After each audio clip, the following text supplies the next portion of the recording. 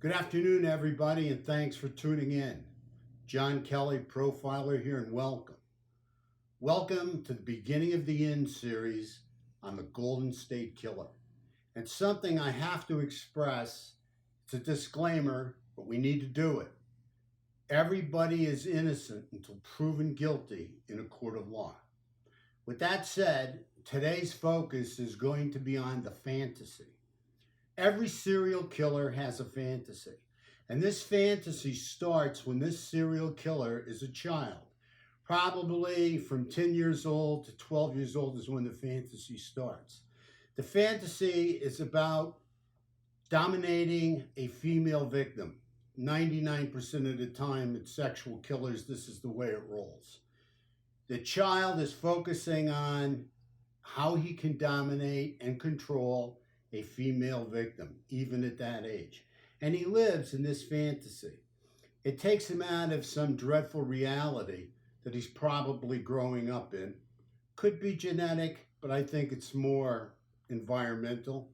So anyway, the child starts to develop this fantasy, and it's kind of his escape, where he can escape into a situation where he feels he has power and control while coming from a place where he has no power and control, and probably a very, very painful reality.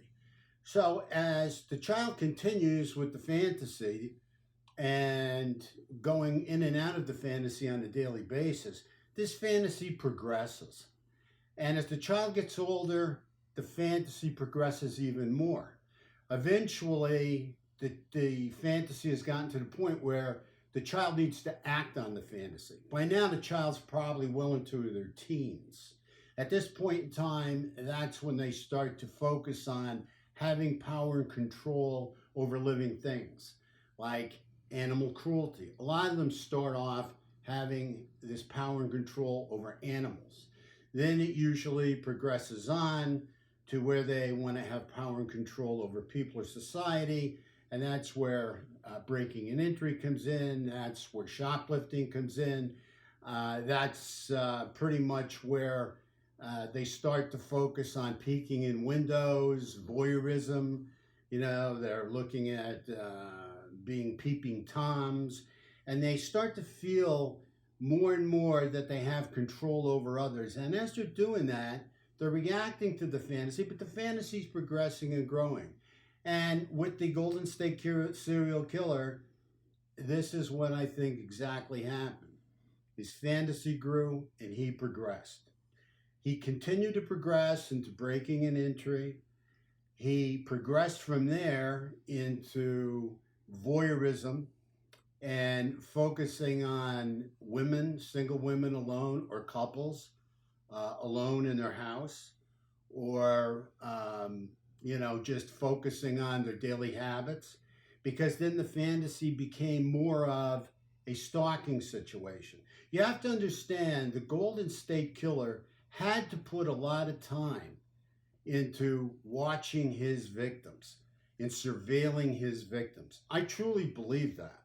That's one of the reasons why I had a hard time with him being in law enforcement, because I thought this guy has to have a lot of time on his hands to surveil people the way he did. So anyway, as far as the fantasy goes, the fantasy continues to grow. And as it grows, you will see the evolution. You will see the Golden State Killer evolving. And as he evolves, he goes from breaking and entering into houses, into rape, completely dominating women. And then he progresses into dominating women and men in their house, couples in their house. And then he progresses into not only dominating men and women psychologically, physically, and sexually, but then he continues into killing his victims. So as you see this progression with the fantasy leads to action. And the action just continues and progresses just like an addiction. It's just like an addiction. You could take a look at it. Somebody's starting off with cocaine, and eventually they're full-blown into cocaine, and they're a cocaine addict. It starts off just with thinking about it, just doing it now and then progresses into a full-blown murderous addiction. And that's what the Golden State Killer did. What's very interesting to me is why the Golden State Killers stopped. That's what I want to find out. And also, something we're going to be getting into, I believe there are 11 years here that are missing in the timeline. I'm looking at a timeline and I'm saying to myself, looks like we've got 11 years missing since he got off the police force and since he went to work as a truck mechanic. I see a disparity there. Where was he for those 11 years? I don't believe he ever stopped until maybe later, much later in life. Certainly, we've profiled and researched and even talked with a number of serial killers who are still very active in their 40s. I mean, it's very hard for them to stop because they can't get rid of that fantasy.